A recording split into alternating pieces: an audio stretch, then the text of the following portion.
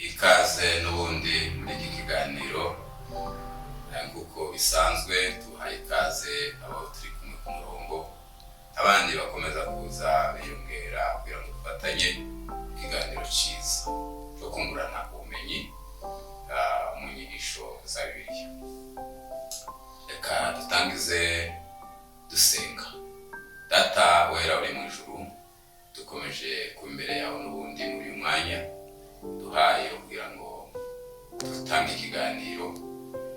Mwami turagukeneye kubana natwe muri iki kiganiro cy'ingirakamaro ku bacyumva.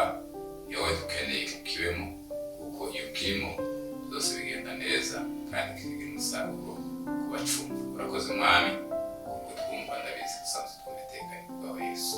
Amen.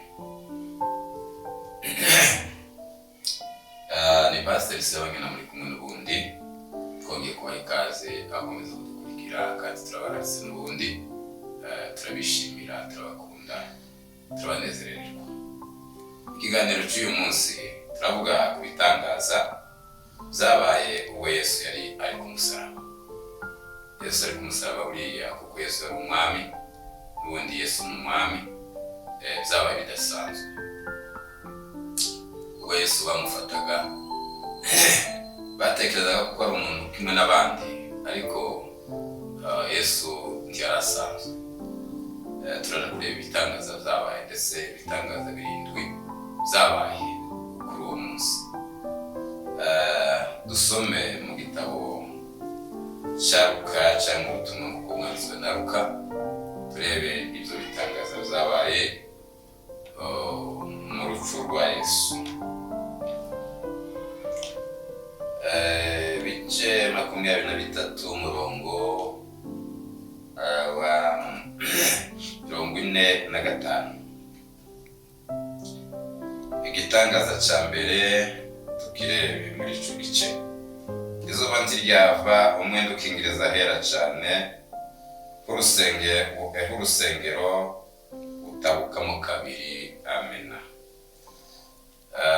Igitangaza cya mbere cyabaye umwenda watabutsemo kabiri.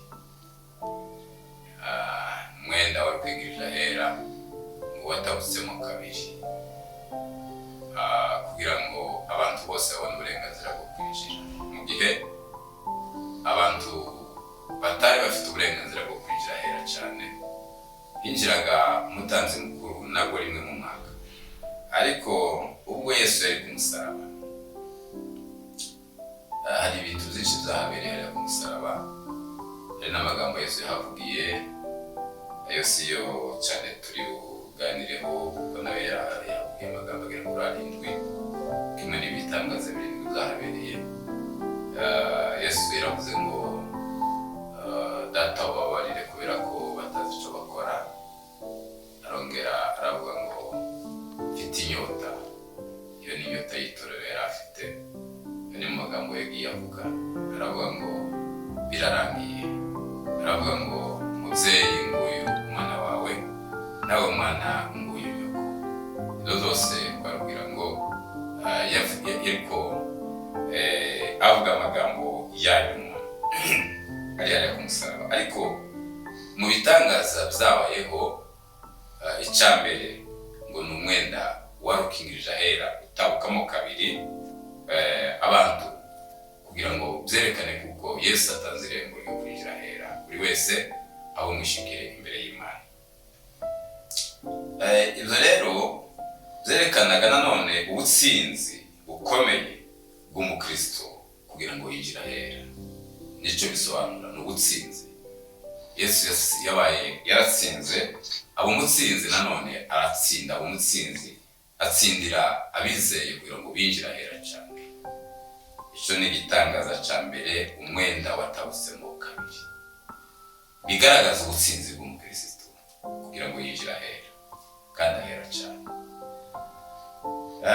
Igitangaza cya kabiri, kuko twavuze ngo muri iki nyigisho cyangwa muri iki kiganiro turavuga ibitangaza 7. Icyo ni icya mbere, umwenda watabutsemo kabiri. Icya kabiri, isi iratigita, isi ihinda umushitsi, isi iratinya, isi igira ubwoba, ihinda umushitsi. kuko isi yabonye Yesu n'imibabaro y'ibirati ihinda umushitsi irajuguma. Reka tubisome nanone mu butumwa bwa Matayo, tubisome Matayo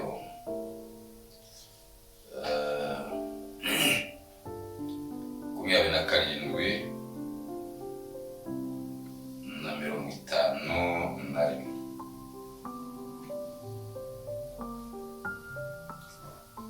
Matayo 27:51.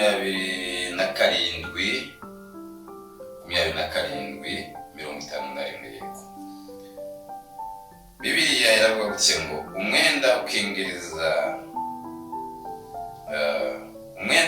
ahera cyane ku rusengero utabukamo kabiri, utangirira hejuru ugeza hasi. Isi iratikita, ibitare birameneka.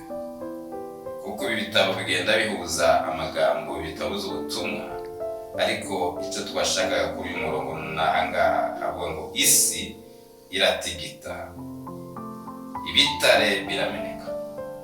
Nabyo turagenda tubigarukaho, ariko dushatse gukura mu ijambo rivuga ngo isi iratigita. Nicyo gitangaza cya kabiri cyabaye Yesu ari hariya ku musaraba. Isi iratigita, ihinda umushitsi, irajuguma.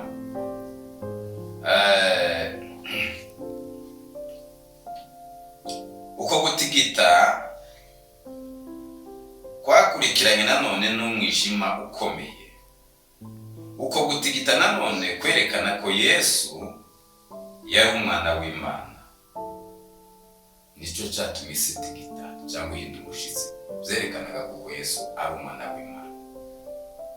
Na wa murinzi arabihamya. Nawe aravuga ngo byerekanye imbaraga zo ku rwego rwo hejuru. Na wa murinzi wari uhari aho ngaho arabihamira ngo uyu nguyu wari umwana w'Imana. Izo ni imbaraga zo ku rwego rwo hejuru, kuko isi yatinyishijwe no kureba no kumva umwami Yesu abambwa cyangwa ababazwa. Isi iratigita. Icyo ni igitangaza gikomeye cyerekanaga kuko Yesu ari umwami.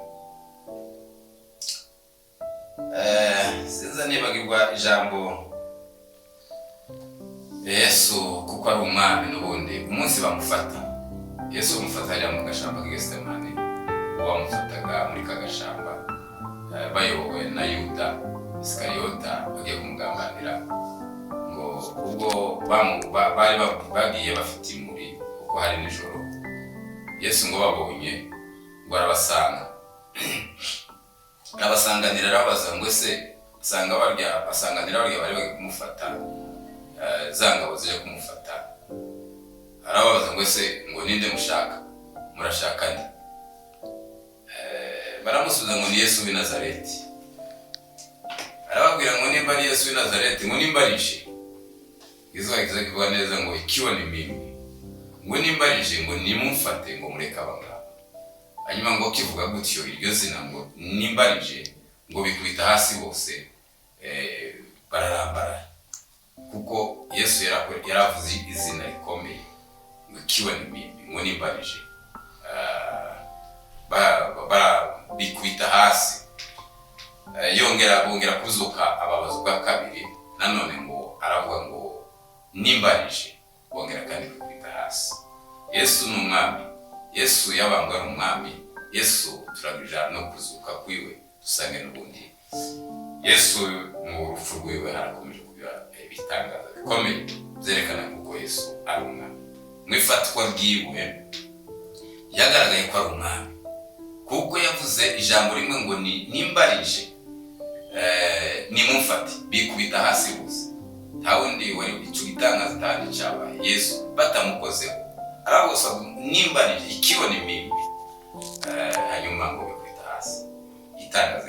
Ibitangaza byatangiye kuba mu ifatwa ryiwe.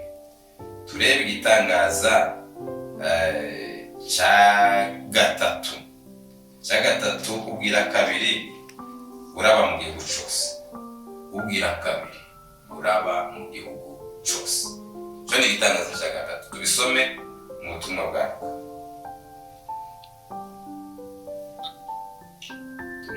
Luka ibice 44, ubutumwa bwa Luka 23,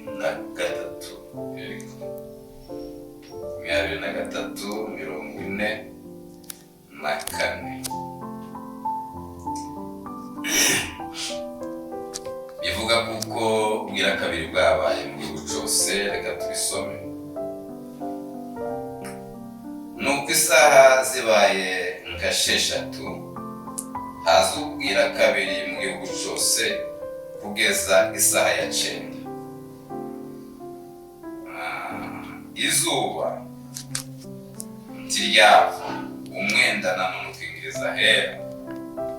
Tugarutse muri rya rindi, ariko icyo twashakaga muri uyu murongo ni izuba. Ubwira kabiri buraba, izuba ntiryava. Izuba ntiryava kubera ko ubwira kabiri buba burabaye. Yesu yari umwami. Izuba naryo riratinya. Izuba riratinya, ritinya kureba umwami amaze ngo ubwira kabiri buraba. Byerekana ko hariho intambara ikomeye iri kubera mu isi y'umwuka n'isi y'umubiri. Ubwami bw'umuco n'ubwami bw'umwijima. Nicyo byerekana. Izuba ntiryava, ubwira kabiri buraba. Ni ukuvuga ko isi itinya kureba umwami abambwa cyangwa ababazwa. Ubwira kabiri buraba.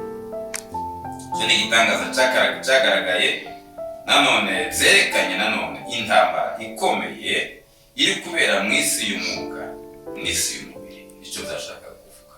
Hari intambara ikomeye muri uwo mwanya. Hari ubwami bw'umuco n'ubwami bw'umwijima bihanganye. Turebe nanone igitangaza cya 4. Ibituro ngo birameneka. Ibituro birameneka. Igitangaza gikomeye. Turebe muri Matayo, ubutumwa bwa Matayo, kundi ibituro byamenetse 27:52.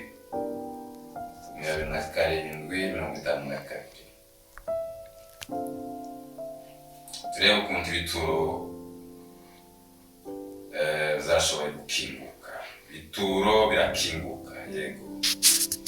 Ibituro birakinguka. Matayo 27:52 haravuga gutya ngo ibituro birakinguka, intumbi nyinshi z'abera bari barasinziriye zirazurwa.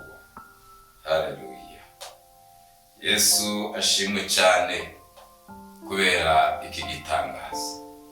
Igitangaza cyabaye cya 4 ngo ibituro birakinguka, ngo intumbi nyinshi z'abera ngo bari barasinziriye ngo zirazuka.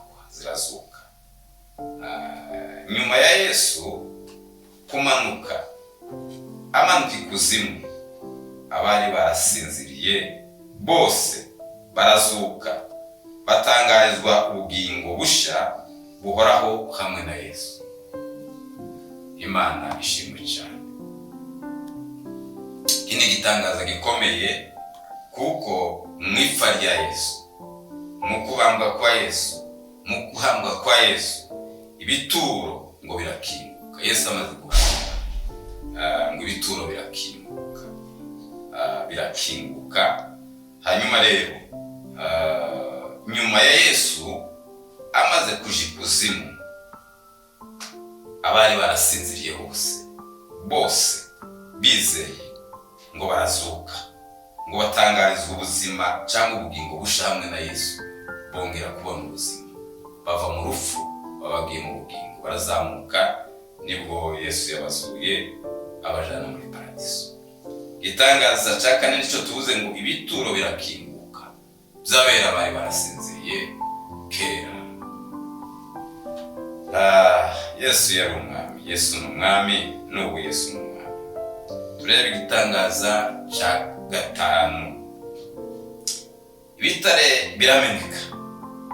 Ahangaha kuri kane havuze ngo ibituro birakinguka. Kuri gatanu ibitare birameneka. Turebe Matayo nanone, Matayo kuri icyo gice n'ubundi 50, Matayo 27:52. Reka tubisome. Ibituro birakinguka, intumbi nyinshi z'abera bari barasinziriye zirazuka. Bava mu bituro maze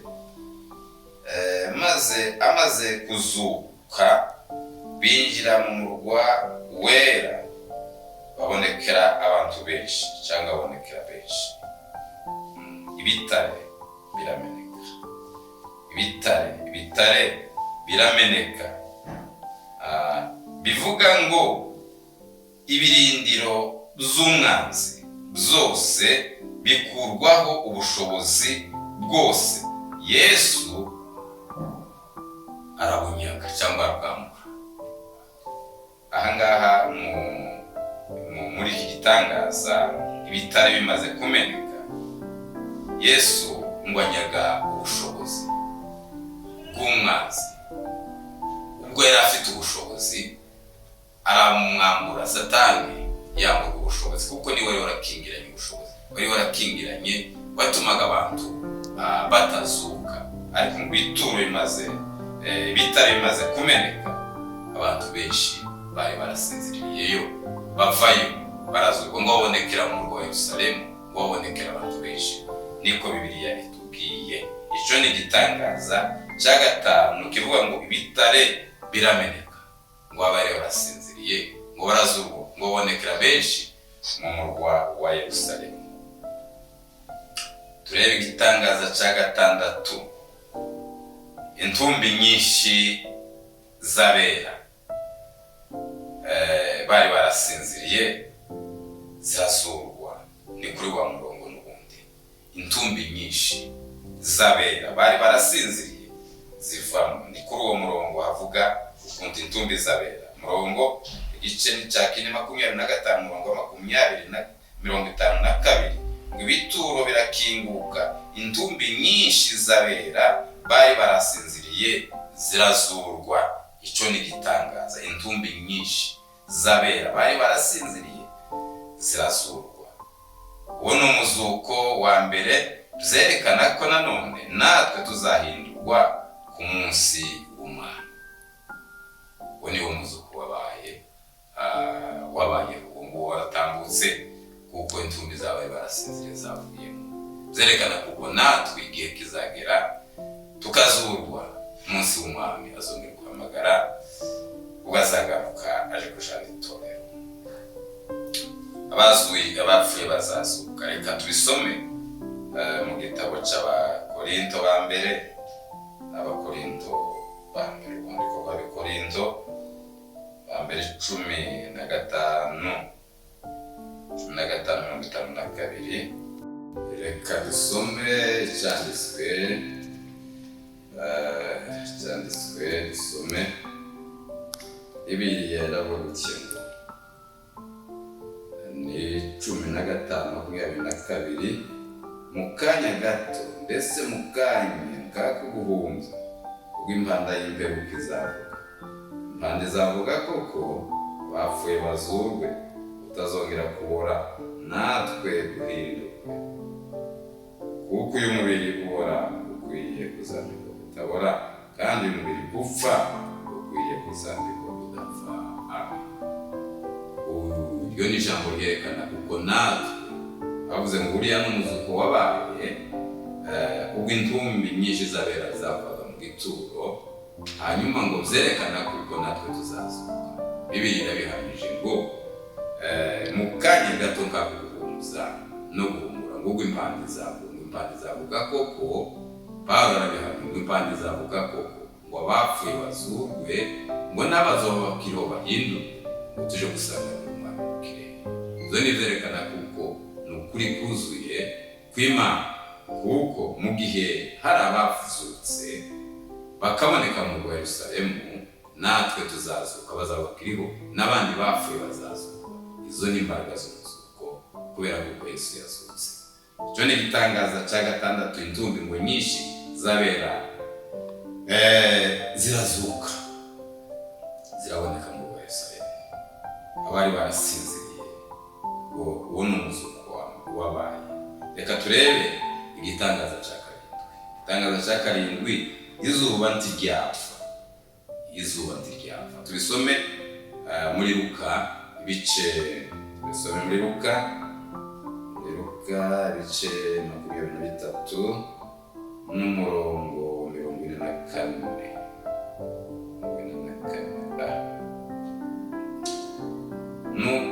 Nuko isaha zibaye kasheshatu, haza ubwira kabiri mu gihugu cyose, kugeza ku isaha ya 9. N'iri jambo dushaka gukuramo izuba ntiryapfa. Ngo nuko isaha zibaye kasheshatu, haza ubwira kabiri mu gihugu cyose. Ubwira kabiri mu gihugu cyose, umubwira kabiri, izuba ntiryapfa. Izuba ntiryapfa ni ukuvuga ko izuba riratinya. Izuba ntiryapfa kuri 25, ngo izuba ntiryapfa, niko bivuze. Izuba ntiryapfa, umwenda ukingeza hera. Aho twari twahavuze, ariko ibyo twashaka gukura mu ntangaro, izuba ntiryapfa, byerekana ko intambara ikomeje, kuko izuba ryo gukiranuka ari we Yesu Kristo ubwe yari ku rugamba mu ntambara. Yesu ubwiwe yari ku rugamba, kandi Yesu niwe zuba ryo gukiranuka, niwe zuba ry'ukuri, niwe zuba. Muri icyo gihe yari ku rugamba rero, ntizari zoroshe, amaze izuba riratinya. Rero izo ni ibitangaza birindwi zaba, kubera ko Yesu ubwiwe yari igitangaza mu ivuka ryiwe, ni igitangaza mu ifatwa ryiwe, ni igitangaza ndetse no mu izuka ryiwe, ni igitangaza. Ibituro byarakindutse, azukana n'imibiri myinshi y'abasezeranye. Abandi mwe dufatanyije kumva iki kiganiro, kirashaka kutwereka kuko Yesu yabayeho ari umwami w'igitangaza, na n'ubu ni igitangaza. No kugaruka kwiwe azaba ari igitangaza. Yesu ntibaza impande zavuga bapfuye bazuke n'abazavuka. Imana dufashe umenye kweza igitangaza.